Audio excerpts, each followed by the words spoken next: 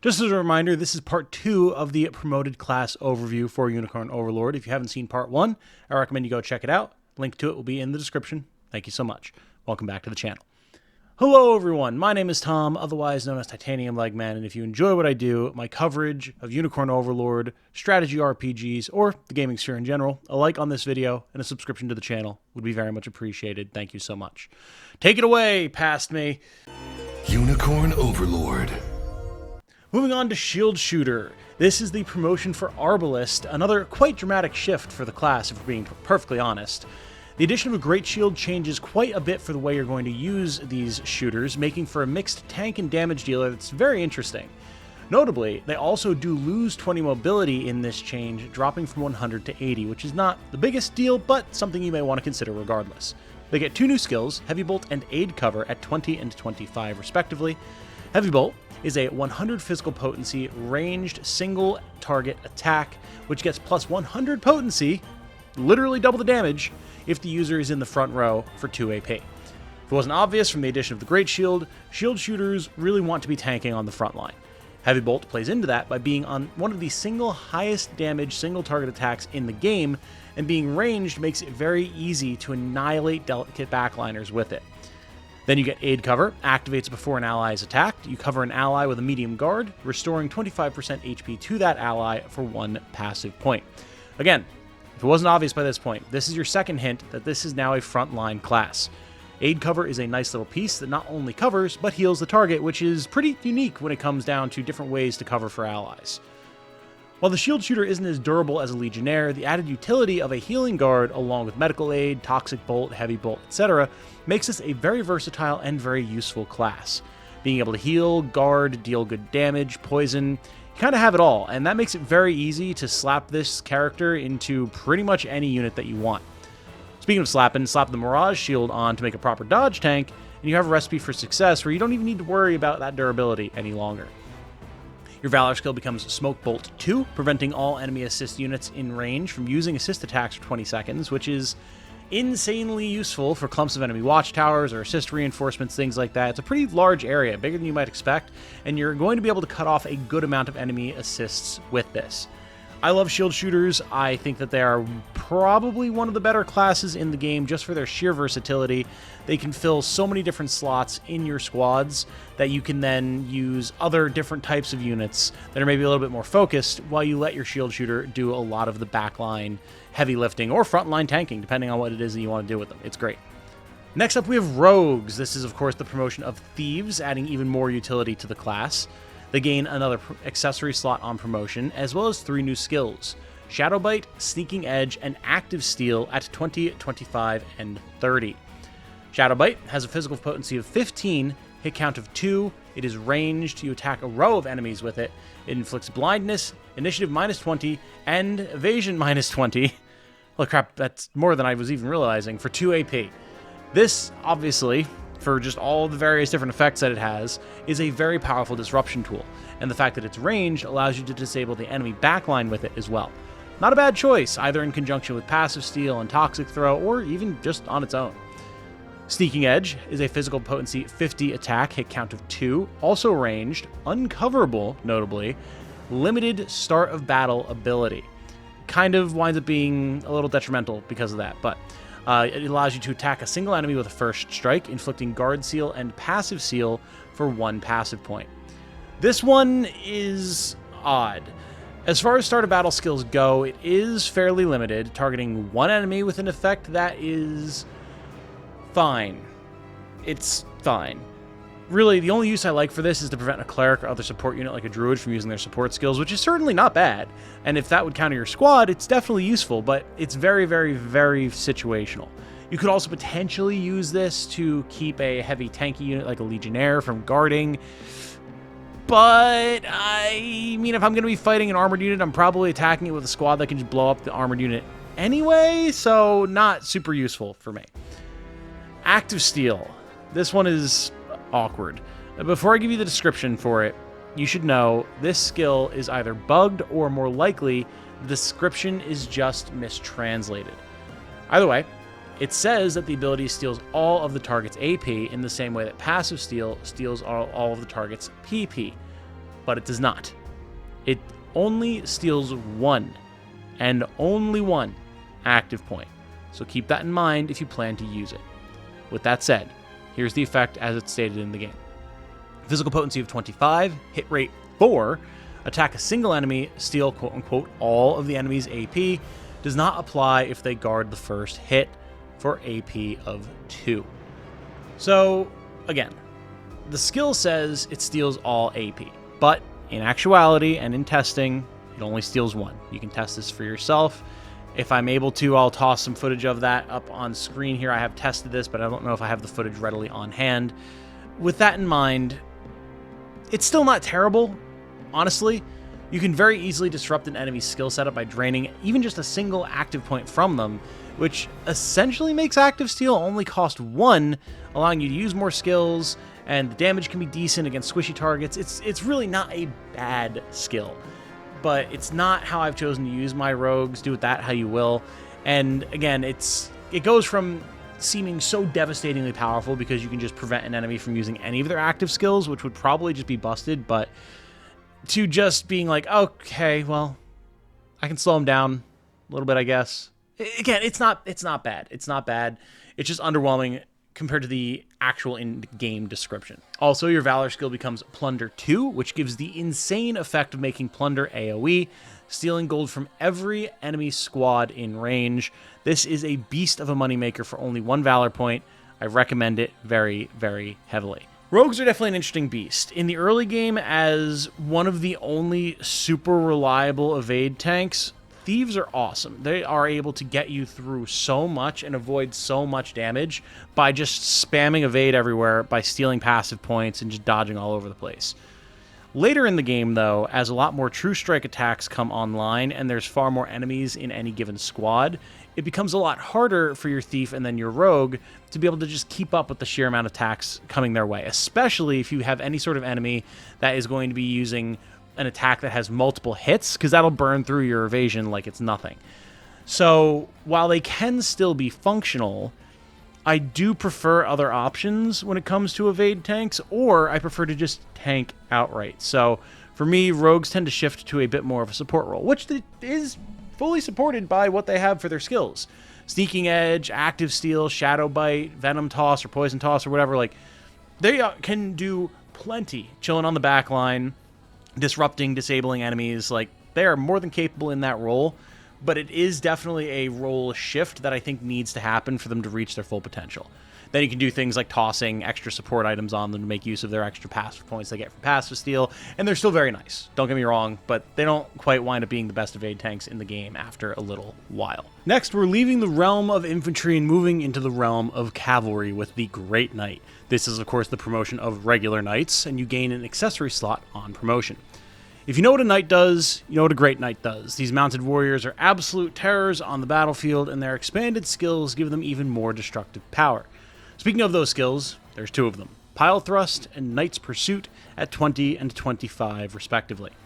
Pile Thrust has a physical potency of 50, a hit count of 3, attacks a single target with multiple hits, grants the user +1 AP if the target is defeated. This is the natural evolution of Assaulting Lance, and Pile Thrust is a devastatingly powerful single-target damage dealer. There's a good chance that whatever you target with this will explode and grant you your AP back. The biggest issue is that, unlike Assaulting Lance, Pile Thrust doesn't infinitely fuel itself, but its ability to just nuke something and open up the enemy unit for Assaulting Lance loops can't be overstated, especially if you're getting the bonus potency from attacking an infantry target. Next up is Knight's Pursuit, a 1 passive point follow-up attack that targets a column of enemies. Great Knights getting a pursuit skill that hits a row of enemies makes them even more disgusting in terms of damage. Like, it's one thing to have a following slash to slap an enemy that, you know, dared to attack you. Like, yeah, that's good.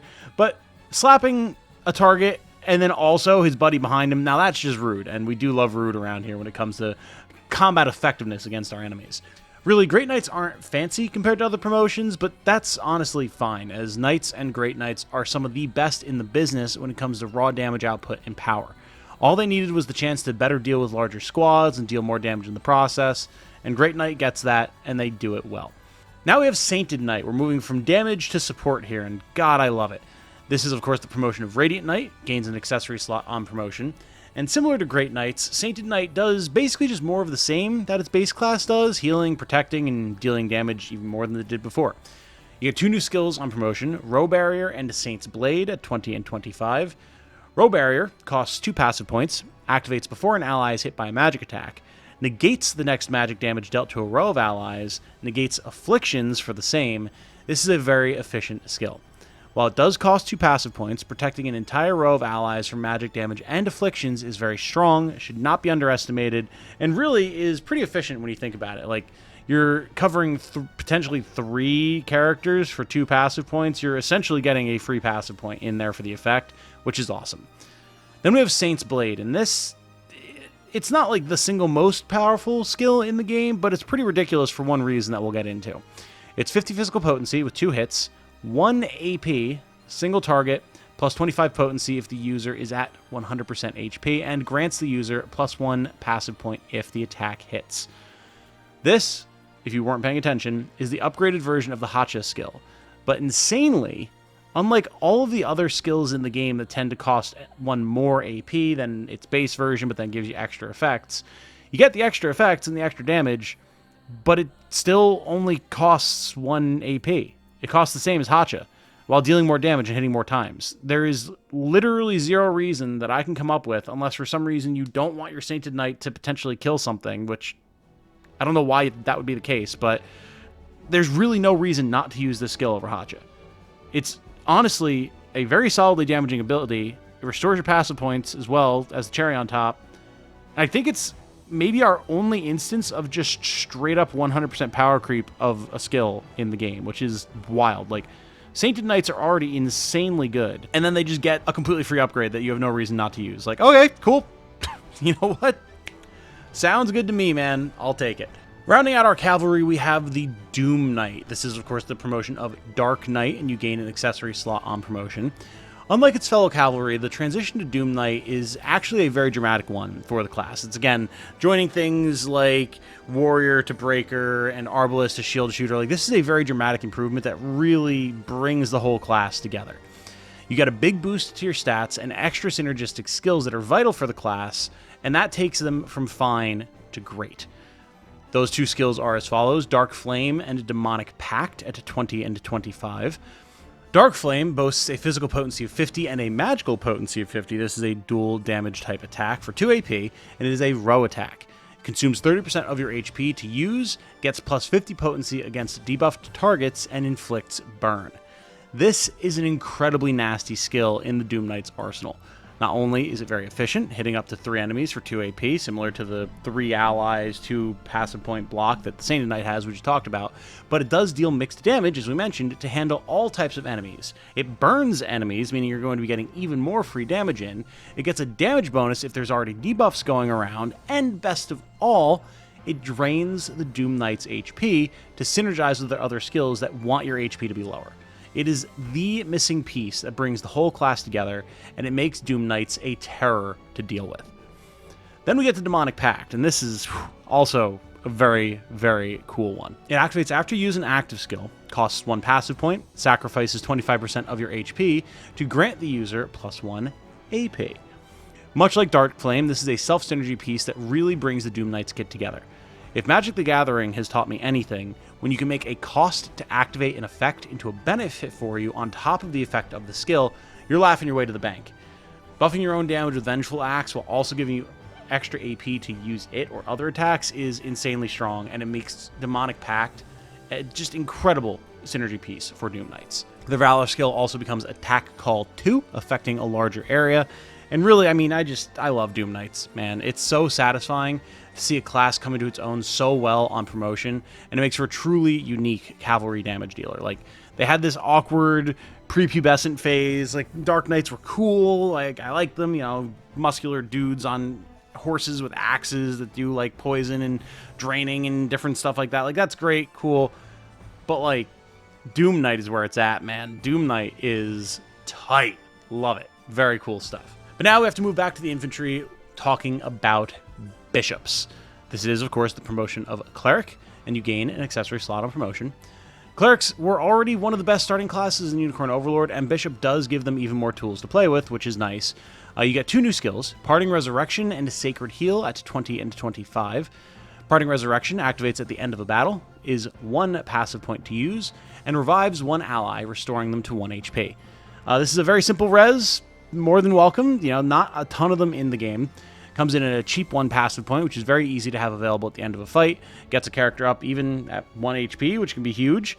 This can enable item healing, valor healing, just makes them an extra meat shield. Potentially, if they have very high initiative, it'll let them get their attacks out anyway, even though they're on death's door. Or a self-healing class gives them a chance to heal at the next encounter. It's really not a bad piece. It gives you a lot of versatility, even if you would expect, like, at least giving 25% HP. No. You get 1. Do with that what you will.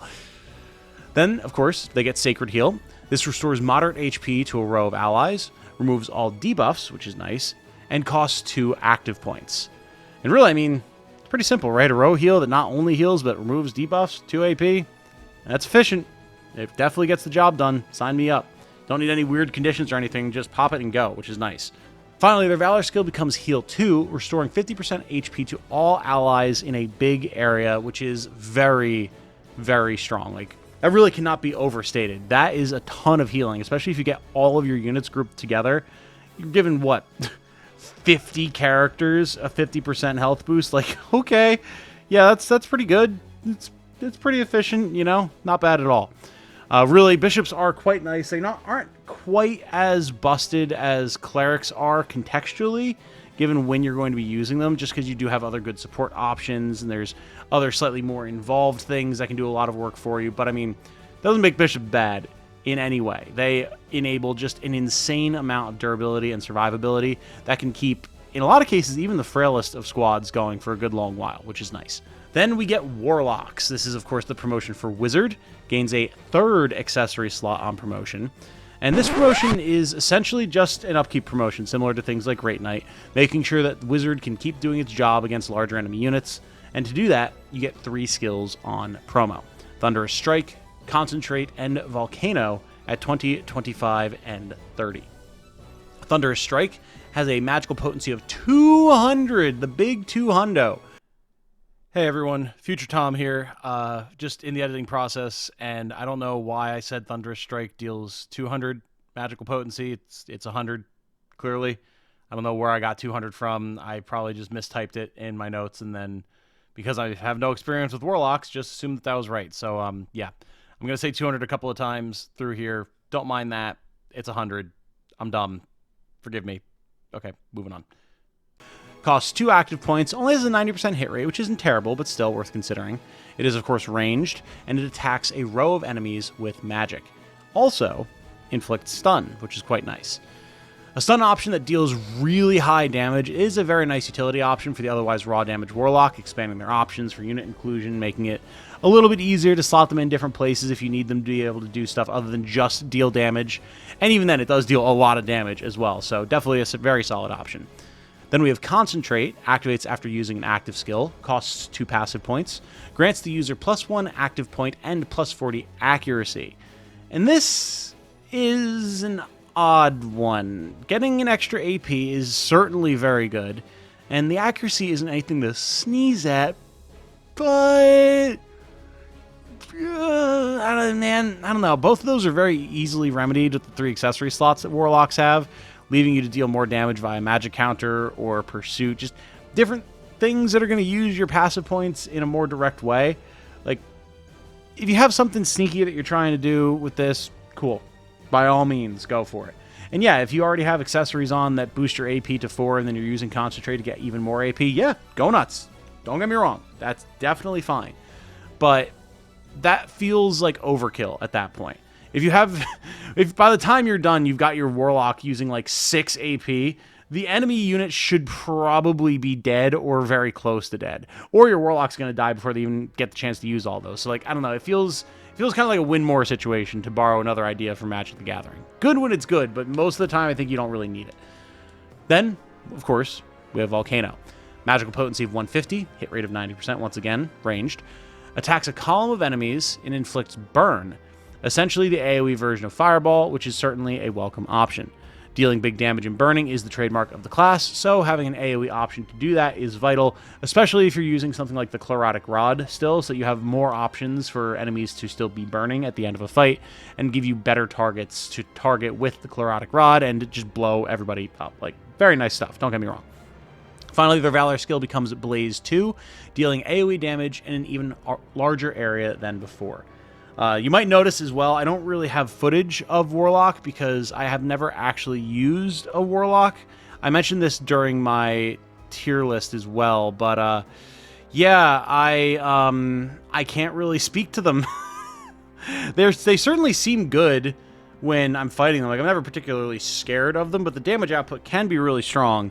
But since in the campaign that I've finished thus far, never used them, so it's hard for me to give an opinion, but I mean, more damage is good, especially when it's magic damage, so there's nothing wrong with the class in particular. Now, talking about something I have used fairly extensively, we do have the Sorceress. This is the promotion for the Witch, also gains a 3rd accessory slot on promotion. This promotion expands on both the offense and support capabilities of the base Witch class to really great effect, while also allowing for some fun combo options, and you get 2 skills on promotion. Quick Cast and Ice Coffin at 25 and 30. Quick Cast activates at the start of a battle, costs 2 passive points, grants the user max initiative for their next action, and minus 50% critical rate. This is a very nice utility or combo piece, as it allows you to potentially nuke or freeze priority targets before they can act. With charged skills like Trinity Rain, you can get those going right off the bat and then potentially use other effects to be able to then immediately take another action and bomb the entire enemy team, which is very, very fun. We've seen that in action plenty of times with my squads.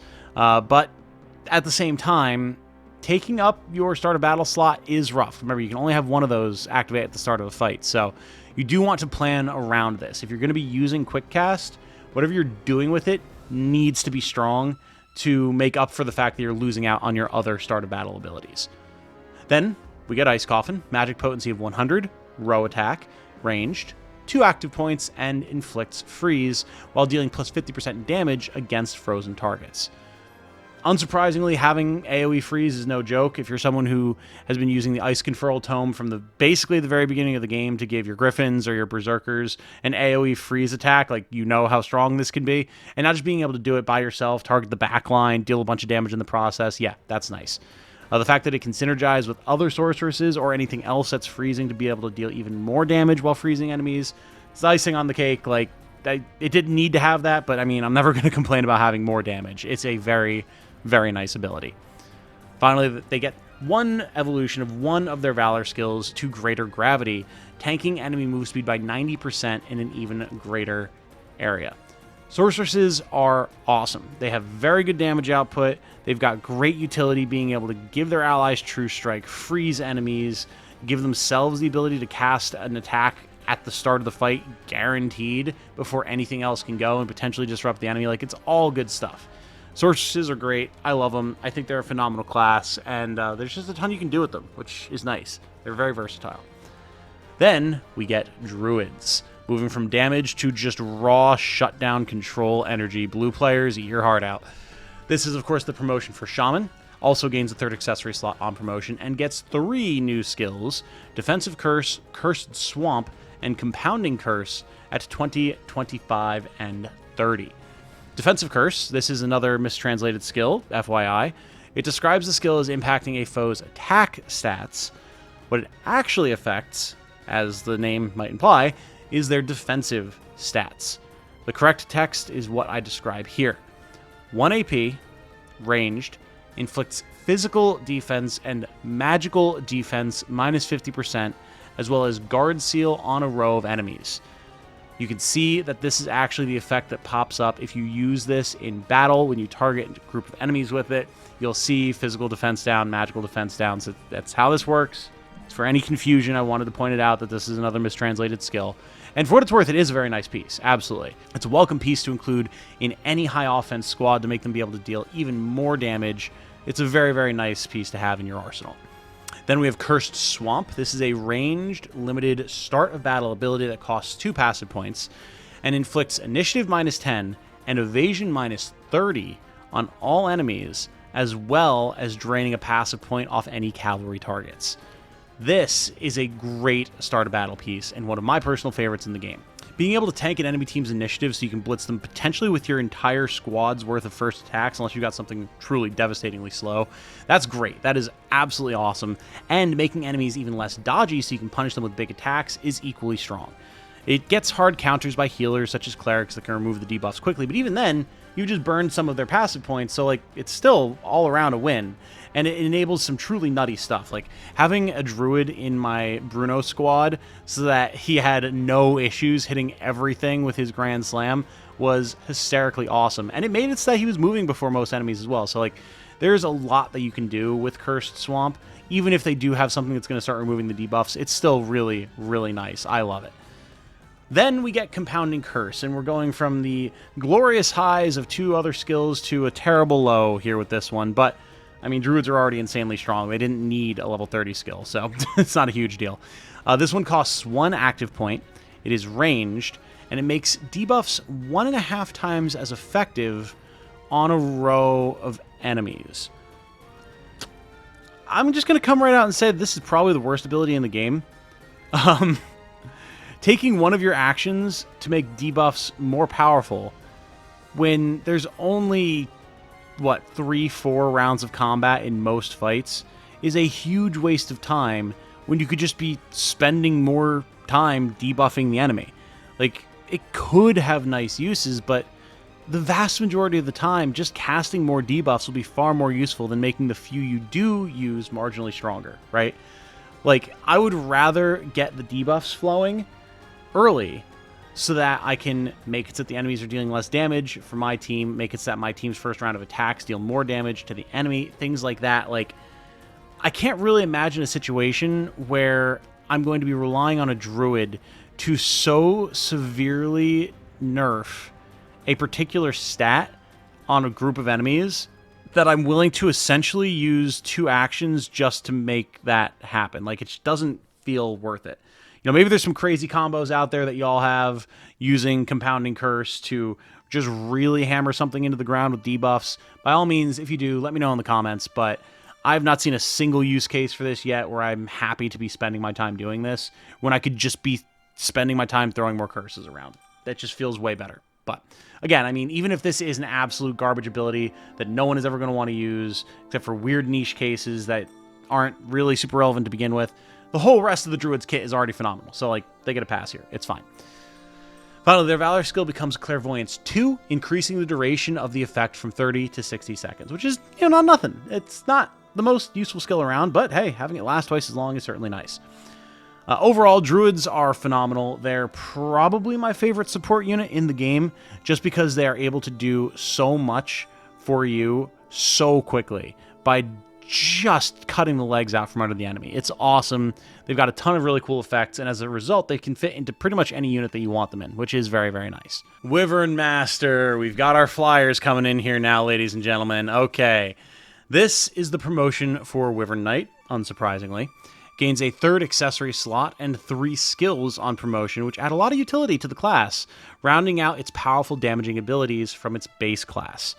You get Fire Breath, Dragon's Roar, and Tempest Drive at 20, 25, and 30, respectively. Fire Breath is an interesting one. Physical potency of 75, ranged row attack for 2 AP that inflicts burn. While this is not my preferred style of play for Wyverns, some added utility from an Affliction attack that can slot them into that style of squad, never a bad thing. Never hurts to have more options, especially since it's an AoE dot ability. It would have been nice to see this also deal magic damage, similar to the Doom Knight's Dark Flame, but didn't get that. I guess they figured that was one extra tool that a Wyvern didn't already need because they're already really strong, so a little bit of a shame to see, but, I mean, it still gets the job done, right? Then we get Dragon's Roar. This is a start of battle ability, also ranged, limited, 2 passive points. Inflicts initiative minus 20 on all enemies. This is another nice utility piece. It's not my favorite start of battle ability, but if you're going for a Blitz build or maybe an Affliction build, slowing the enemy down so you can do your thing, either deal a bunch of damage, try and take out as many of them as possible, or get your Afflictions stacked on there before they can take any actions, make sure that you have more time for your burns and your poisons to tick, things like that. certainly a solid option. Not bad at all. This is great with fire breath, so again, you can make it so the enemy can't move, then light them all on fire, so when they do take their turns, they get to burn, which is great. So not a bad piece, just not my preferred playstyle. Then we have Tempest Drive. This is physical potency at 150, ranged, 2 AP. This is a column attack. Cavalry, notably, can't guard against it, and it becomes a True Strike critical if the user is below 50% HP. This is an interesting one, but again, not my favorite. It's a highly damaging attack that can reach the back line. Sure, the anti-cavalry abilities on it, very nice, don't get me wrong. But the biggest part of the skill is the bonus True Strike and crit if you're low on HP. This is an issue, as there is no way for a Wyvern to guarantee that their HP is low, unlike, again, say, a Doom Knight. This means you are wholly reliant on the enemy hitting you enough to trigger the effect, or like letting your squad get hit by environmental effects that you can't control the targeting of anyway, like enemy ballista fire, catapults. I mean, the catapult is just as likely to completely obliterate your squad to begin with, so you really don't want to mess with that. Or like running into a bunch of assist skills, like weird counterintuitive plays just to get your HP low enough to trigger the bonus effects from this. It's a nice bonus to have when you get it, but you're not living up to your full potential if you can't trigger that. This means that really, like, it just puts you in a weird position where you want to be taking hits, but not so many hits that your Wyvern dies, you know? And then you add in any potential healing on your squad, it can be hard to extract maximum value from this skill, man. This doesn't mean it's awful by any means, but there's just other skills I prefer on the class. Really, it's weird, because, like, I like all of the base Wyvern Knight skills way more than I like the promoted Wyvern Lord skills or Wyvern Master skills. Or just putting spears on them that they can use, things like Dragoon Dive, you know? They're really good with that. And again, you can certainly use these skills. Having a Fire Breath Dragon's Roar comp on a Wyvern would absolutely work. Don't get me wrong, it's just not how I use them. But there's some weird stuff here that I can't help but compare them to Doom Knights and the way Doom Knight plays, and it's so synergistic that I wish that Wyverns had a little bit more of that self-synergy going on. But, you know, is what it is. Finally, the Valor skill becomes Dragoon Dive 2, dealing damage in an even larger area than the base version of the skill. Now, we have Gryphon Masters, and, I mean, Gryphon Knights to Wyvern Knights, I think Gryphon Knights take it. Gryphon Master to Wyvern Master, I think Gryphons still take it, man. Gryphon Masters are gross. They are, of course, promotion of Gryphon Knight, gain a 3rd accessory slot and 3 skills on promotion. Fatal Dive, Gryphon Glide, and Aerial Smite, at 20, 25, and 30. Fatal Dive is ranged and unguardable for 2 AP. It is also a column attack, and the damage dealt is equal to 50% of the user's HP, and it can't crit. This is a very unique skill in the toolbox of skills in Unicorn Overlord. Unless I'm misremembering, this is in fact the only skill that functions in this way, where it deals a set amount of damage based on a different parameter than, like, your attack stats, right? Looking at your HP and just taking half of that and then dealing that as damage. Like, that's a Pokemon, like, Nightshade, Seismic Toss type of thing. Not used to skills like that in a strategy RPG like this. And I mean, yeah, dealing an amount of damage that's essentially true, i.e. it's not reduced by defensive stats, you know exactly how much damage it does do, can really be useful. Like, that's a very set parameter that you know exactly what it's going to do, but it's also not really the most useful thing, because the majority of the time you're doing more damage with the other skills than the Gryphon Master, largely due to the fact that Gryphons don't really have the best HP. So yeah, you could stack a bunch of HP boosting items on your Gryphon Master and then deal a ton of damage with Fatal Dive, I guess, which could be cool, could be fun. But I think I'd rather use some of their other skills. I don't know, it's a little bit of an odd piece. Great for piercing armor. Absolutely, no doubt about that, but definitely odd. Then we have Gryphon Glide. 2 passive points, activates before being hit by a ranged attack, evades a single hit of a ranged attack, grants the user +1 active point. This is an awesome defensive piece for Gryphons. They're already quite hard to hit for ground-based melee units, but they are vulnerable to things like archers. Having a skill they can use to evade such attacks while also granting themselves an extra attack is even better. Really, there's no notes other than that. It's just strong. Like, having a built-in way to avoid the biggest natural weakness of a flying unit makes Gryphon Master incredibly capable and incredibly self-sufficient, which I do really appreciate. Finally, we have Aerial Smite, and unfortunately, this is yet another mistranslated skill. I don't know why these are all coming in the the second half of the list, but yeah, unfortunately is what it is. In-game, the skill says that it will cost the Gryphon Master 1 extra AP if she uses this attack at full HP. This is not the case. What actually happens is the Gryphon Master will reduce the AP of any enemy hit who has 100% HP. Very, very different. Here's the full proper effect. 150 physical potency, ranged, row attack for 2 AP. Cavalry can't guard against this attack. Inflicts AP -1 if a target is at 100% HP. This one honestly feels kind of broken, which should tell you how strong it is. Being a ranged, high damage row attack has potentially devastating implications for most units. Being able to drain AP off a row of enemies, if you're able to go before they've taken any other hits as well, absolutely brutal and not that hard to achieve because Gryphons can be made to be quite fast. So you can very easily set it up so that your Gryphon is taking the first action and just crushing the biggest row of enemies. This is easily one of the best blitz attacks in the game, and you're likely to see it quite often in the Colosseum as a result. Their Valor skill becomes the insanely busted Hastened Call 2, doubling the move speed of all allies in the area of effect for 30 seconds. This alone makes at least one Gryphon Master a must-have in your army, and the rest of their kit makes it an even more sure thing. This is easily one of the best classes in the entire game. And then finally, I'm adding this in the postscript because I totally forgot to script out sections for High Priestess and Valkyria. The promoted classes of Scarlet and Virginia/Queen Elenia. So it's gonna be a little bit more rough and tumble, a little bit more loose, but I wanted to get these in here quick in the tail end of the video because we did cover their base classes in the initial videos. So Scarlet's High Priestess, obviously, the promotion from the base Priestess. And, I mean, it's pretty good. You get an extra accessory slot on promotion, and you get a bunch of new skills: Innocent Ray, Saint's Barrier, and Divine Blessing.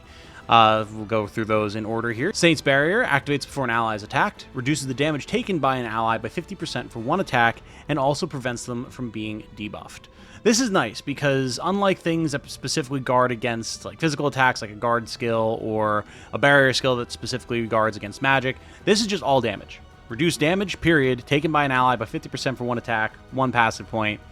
Yeah, I mean, that's pretty good, especially because it prevents them from being like debuffed. That's not going to complain about that. That is a very, very nice skill, especially only coming in at one passive point. Like, you can throw a lot of those around over the course of a fight if you so choose. Very, very nice. Then we get Innocent Ray, 2 active points, 150 magical potency. It is ranged. Attack a row of enemies with magic and remove all the target's buffs. This is also really nice. Like 150 magical potency row attack, that is nothing to sneeze at. That is a very good chunk of damage. And then if there's anything on the enemy team that's relying on any sort of buffs, like say, I don't know, a row of backline breakers that have enraged 2 to 4 times and they're about to start crushing your entire team, just slap them with an Innocent Ray and suddenly they don't have any enraged stacks anymore. It's very nice. I can imagine this being a very powerful attack. Full disclosure, I've not had the chance to really use High Priestess, but it's got good damage. It's got a nice bonus effect. Can't really complain about that. Very solid. Finally, we have Divine Blessing. This is 1 passive point, start of battle limited effect. Grants all allies HP regeneration and plus 10% defense. 1 passive point. Not terrible. It's a little limited. You know, for a start of battle effect, there are probably other better options, but if you're going to be in a squad that's going to be taking a lot of damage, maybe they're slower, maybe they're tankier, being able to give them HP regeneration so that they can passively heal up over the course of the fight, and then a nice little boost to their defense, I mean, that's not bad. That's not bad at all. You know, if you've got nothing else going on, use this. Potentially use it for a tanky squad. I'm not going to complain about it. It's definitely just not the best start of battle skill that I've ever seen. Finally, then, we still have our Valor skills, Regeneration and Resurrection. As far as I'm aware, there's no changes to these compared to the base class of Scarlet. If that is incorrect, let me know in the comments. And overall, I mean, High Priestess seems pretty nice. People have described her as the only red mage in the game, which I think is an accurate statement and appropriate since how she normally wears red and white. Of course, I've switched that up to my channel-branded black and orange, and she looks awesome for it. But yeah, I mean, having some healing, having some allied defense, having some damage, and some ways to remove buffs from enemies, I'm not going to complain about any of that. I'm very excited to use Scarlet in my current True Zenoiran run. I think she's going to be a very solid option, and these skills are going to be fun to use once I get my hands on them. Finally, moving on to Valkyria, Virginia. We know that this is a very strong class. We did use Valkyria a bit during my run, and of course Queen Elenia also uses it. You get a bunch of nice stuff, an accessory slot on promotion, as well as 3 new skills. Iron Veil, Brandish, and Undying Will at 25, 30, and 35 respectively. Iron Veil is a passive skill, 1 passive point, activates at the start of a battle, grants plus 50% guard rate and plus 30% physical defense to all allies. Now this is a start of battle effect. High Priestess, don't get me wrong, like, Divine Blessing is nice because it's just plus 10% defense, period. Both defenses, which is nice. But if you're going to be in a fight with a bunch of physical damage enemies, just having everything on your team get plus 50% guard rate, which is a huge buff, and plus 30% physical defense is essentially going to make your team unkillable. Like, that is so strong. Iron Veil is so cool.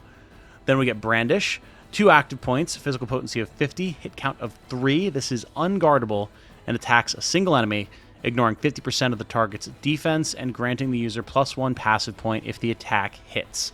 This is what we see Queen Elenia use in the opening cutscene, well, I guess opening battle of the game, the prologue, if you will. Very strong attack. The fact that it's unguardable means you're always getting your damage through. You're going to ignore a chunk of the target's defense, so you're going to be dealing a ton of damage in the process, and you're giving yourself passive points back. Say you used Iron Veil at the start, then you Brandish, get that passive point back, have more room for Maiden's Hammer, Undying Will, all that type of good stuff. Very solid attack. Then finally we have Undying Will that we just mentioned. 1 passive point, activates before attacking with an active skill.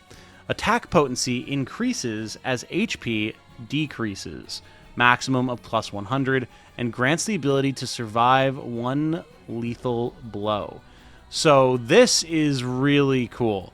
Like, as soon as you've taken any hits, which you are going to as a Valkyria because you're standing on the front line, you then use Undying Will whenever you go in for the attack, say like with Brandish, and now you're dealing even more damage, up to a maximum of plus 100. Like, I mean, that's nothing to sneeze at. And then getting the Berserker effect of being able to survive 1 lethal blow as well. It's going to make your Valkyria really hard to bring down and guarantee that they're dealing a lot of damage in the process. Very cool ability, very cool skill set all around. I cannot wait to use more of Virginia going forward. Her Valor skills, again, I don't believe change in any way on promotion. Again, if that is incorrect, let me know in the comments, but I don't remember seeing any changes after I promoted her. Yeah, Valkyria, Crusader, absolutely an awesome class. I love them to death. I think they're super cool. It's just like the 2 shield and great shield thing, man. It's awesome. Big damage, big tanking. Gotta love it. And that, finally, my friends, is the end of the promoted classes unit overview. Holy crap. Still have to do Bestrels, still have to do Angels, and then like some other outliers like Dreadnought and the Dark Marquess classes we haven't already talked about, stuff like that. Not as much to go through in the next episode. Should be able to do it all in one. But thank you all for bearing with me as I handled this absolute beast of a project. I really did not expect it to be as involved as it was. But it was a ton of fun, and I learned a lot going through and discussing everything with y'all. Even if my opinions about Swordmaster still have not resonated with about half of you. The other half it has, but definitely seems to be a split in the fan base on whether Swordmasters are good or not. But anyway, my name has been Tom, otherwise known as Titanium Legman. Thank you all so much for watching. I do very much appreciate it. I hope you all have a good night. Stay safe and healthy out there. And remember, be good to each other. Bye now.